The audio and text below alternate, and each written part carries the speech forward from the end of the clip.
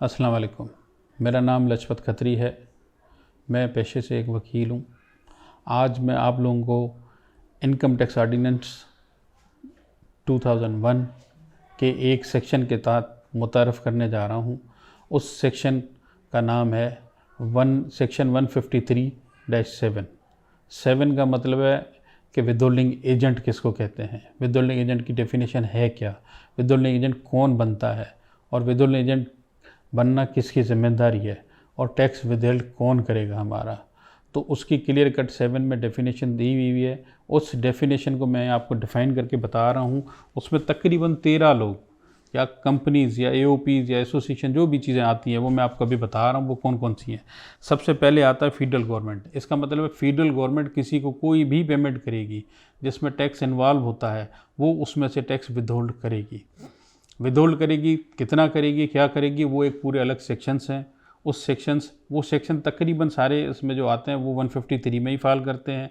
वो भी मैं आपको अगले अपने वीलॉग में बताऊंगा, लेकिन आज आपको मैं बताना चाह रहा हूँ कि विदहोल्डिंग एजेंट किसको कहते हैं। सबसे पहले फेडरल गवर्नमेंट, उसके बाद है कंपनी के बाद है association person constituted under law. जो भी उसमें है एसोसिएशन पर्सन मतलब पार्टनरशिप एक्ट के तहत जो भी एसोसिएशन पर्सन बनी है उसका फ़र्ज़ है कि वो टैक्स काटे। उसकी मुख्तलिफ एप्लीकेशन है, वो एप्लीकेशन भी मैं आपको बताऊंगा कौन कौन सी एप्लीकेशन है। उसके बाद है non profit organisation. Non profit organisation का मतलब है एनजीओ जिसको हम कहते हैं। वो इदारे जो प्रॉफिट नहीं कमाते, पब्लिक के वेलफेयर के लिए काम करते हैं, लेकिन वो गवर्नमेंट ओन नहीं होते हैं और वो प्राइवेट होते हैं, उसको कहते हैं एनजीओ। तो एनजीओ की भी जिम्मेदारी है वो टैक्स काटे। उसके बाद है कंसोर्टियम और जॉइंट वेंचर। जो भी जॉइंट वेंचर में काम करता है किसी के साथ भी, चाहे गवर्नमेंट के साथ करेगा चाहे किसी और के साथ भी, जॉइंट वेंचर में मतलब दो लोग मिलकर एक साथ वेंचर या दो वेंचर मिलकर एक बिजनेस करते हैं, उनकी भी जिम्मेदारी है वो टैक्स विदहेल्ड करेंगे एज़ पर लॉ। उसके बाद आता है एक्सपोर्टर या एक्सपोर्ट हाउस। ऐसे लोग जो एक्सपोर्टर के तौर पे रजिस्टर्ड हैं उनकी भी जिम्मेदारी है वो टैक्स काटेंगे। ठीक है। अच्छा, उसके बाद है association person having turnover 100 million. ऐसी एसोसिएशन ऑफ पर्सन जिसका 100 मिलियन से ज़्यादा टर्नओवर है वो टैक्स काटेगी। ठीक है। उसके बाद इंडिविजुअल, कोई भी बंदा, एक दुकानदार है, उस दुकान का अगर आपका टर्नओवर, उस दुकानदार का टर्नओवर 100 मिलियन से ज़्यादा है तो वो जो चीज़ भी खरीदारी करेगा, जो सर्विसेज लेगा, उस पर टैक्स काटेगा। तो इसका मतलब है ये कब से अप्लीकेबल होगा, उसने अगर 2017 या 17 से पहले बिजनेस किया और अगर उसका टर्नओवर टैक्स ईयर 2017 में 100 मिलियन है तो उसका फ़र्ज़ है कि वो जिससे खरीदारी करे या जिसको जो भी खरीदारी के अगेंस्ट में पेमेंट करे, सर्विसेज का पेमेंट करे, उस पर वो टैक्स काटे। तो ये शराइत जो लोग मैं बता रहा हूँ उन सब पे लागू होती हैं। उसके बाद ऐसा बंदा या ऐसी कंपनी, ऐसी एओपी, ऐसा सिंगल पर्सन जो सेल टैक्स में रजिस्टर्ड है और उसका टर्नओवर 100 मिलियन का, उसकी भी जिम्मेदारी बनती है कि वो विदहोल्डिंग एजेंट है, वो भी टैक्स काटे। ठीक है। उसके बाद है कंस्ट्रक्शन कंपनी या बिल्डर। जो भी बिल्डर है, जो भी डेवलपर है, बिल्डर मतलब जो बिल्डिंग्स बना रहा है कमर्शियल तौर पे और बेच रहा है, तो उसका भी फ़र्ज़ बनता है वो टैक्स काटे। जो भी चीज़ें की खरीदारी कर रहा है, जो सर्विसेज ले रहा है, उस पर काटे।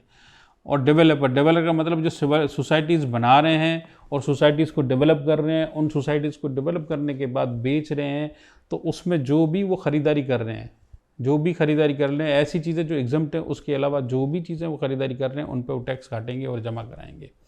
ये एक डेफिनेशन है सिंपल विदहोल्डिंग एजेंट की।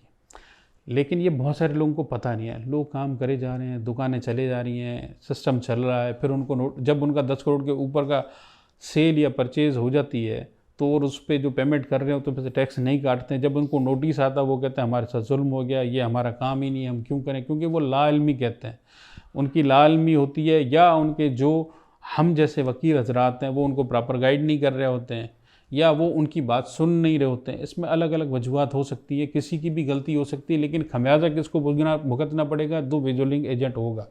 तो इसलिए मेहरबानी करके आपको ये समझना चाहिए विदहोल्डिंग एजेंट किसको कहते हैं। अच्छा, पेमेंटें किस पे काटनी चाहिए। आप सपोज़ आप बिल्डर का काम कर रहे हैं, आप सीमेंट जो भी परचेज़ करेंगे, सरिया जो भी परचेज़ करेंगे, कोई भी चीज़ रेती भी परचेज़ करेंगे, क्रश परचेज़ करेंगे, उन सब पे जो रेट इनकम टैक्स के सेक्शन, उस पे जो सेक्शन लगता है 153(1)A है, उसमें जैसे दो सेक्शन, उसमें दो रेट हैं। इस वक्त में वो रेट हैं रेट हैं 5% और 5.5%। जैसे सर्विसेज हैं, सर्विसेज में मुतादिद किस्म के रेट दिए हुए हैं, उसमें 2%, 3%, 1%, 5%, 10%, जो जैसी सर्विस है उस पर वैसे टैक्स है। वो आपको रेट्स गिवन है इनकम टैक्स आर्डिनेंस में ना, उस हिसाब से वो टैक्स काटना है। जैसे आप किसी एम्प्लॉय को तनख्वाह देते हैं, उसकी तनख्वाह 50,000 से ज़्यादा है तो आपको उस पर टैक्स काटना है। लोग क्या करते हैं, कोई भी टैक्स नहीं काटता और अपनी विदहोल्डिंग स्टेटमेंट जाती है जो अब क्वार्टरली जाती है, वो भी जमा नहीं कराते हैं। उसका भी ना जमा कराने के पे पर डे का जुर्माना 2,500 रुपये है। और जो मिनिमम जुर्माना हो जाता है, मतलब पर डे का तो हो गया है, लेकिन मिनिमम हो जाता है 25,000 रुपये। तो वो जुर्माना आप पे 25,000 रुपये लग जाता है। तो उस जुर्माने से बचने के लिए लाजिम है कि आप अपनी हर क्वार्टर में विदहोल्डिंग स्टेटमेंट भरें और हर पेमेंट पे टैक्स काटें।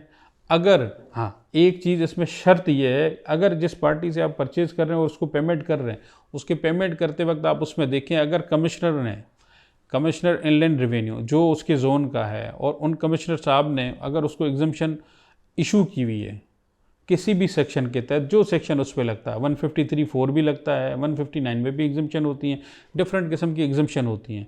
वो ला के हिसाब से अगर वो अपनी एडवांस टैक्स की लायबिलिटी पूरी कर लेता है तो उसको एग्जम्पशन इशू हो जाती है, तो उस पर टैक्स नहीं लगता। जैसे गवर्नमेंट बॉडीज से हम यूटिलिटीज़ ले रहे हैं, जैसे एस्को का बिल होता है, टेलीफोन का बिल होता है जो PTCL से आता है, और ऐसा कोई इंटरनेट सर्विस है जो गवर्नमेंट का इदारा दे रहा है, उसकी हमारी SRO 586/1991 के तहत हमारी एग्जम्पशन है, उसमें हमें टैक्स नहीं काटना है।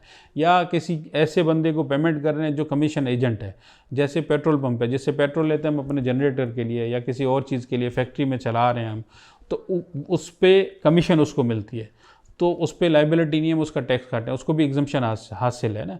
ऐसे इंश्योरेंस है, कुछ और चीज़ें, बहुत सारी ऐसी चीज़ें जिन पे ऑटो एग्जम्पशन सिस्टम देता है। सिस्टम क्या देता है, बल्कि मतलब उनके लिए पहले से ही SRO और ऑर्डिनेंस में प्रोविजन मौजूद है, उन पे एग्जम्पशन होती है, तो उन पे हमें टैक्स नहीं काटना होता है।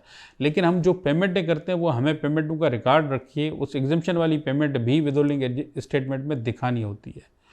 तो ये आप लोगों का फ़र्ज़ बनता है, हर टैक्स पेयर का फ़र्ज़ बनता है जिसका टर्नओवर 10 करोड़ से ऊपर है।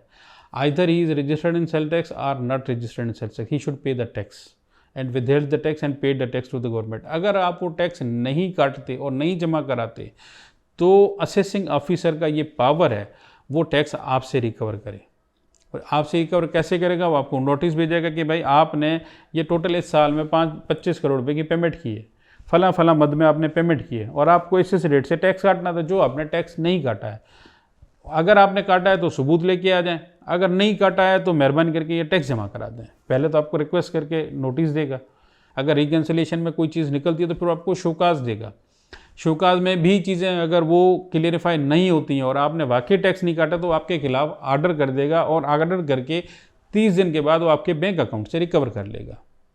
हमारे पास क्या होता है कि लाइल्मी या ना समझी या गैर जिम्मेदारी की वजह से लोग टैक्स काटते नहीं है, जब ऑर्डर हो जाते हैं तो फिर कहते हैं कि हमारे साथ इस मुल्क में जुल्म है। ऐसा नहीं है, हमें कानून की पासदारी करनी चाहिए, हमें चीज़ों को समझना चाहिए, समझने के बाद उसको इम्प्लीमेंट करना चाहिए।